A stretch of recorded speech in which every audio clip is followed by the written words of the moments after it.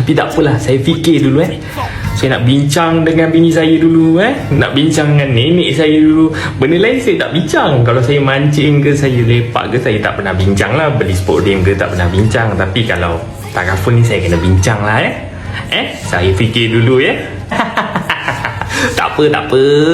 Terima kasih banyak kerana follow up. Tapi saya fikir dulu sebab itulah, saya nak fikir dulu. Saya pun tak tahu kenapa, sebab apa, tapi saya suka.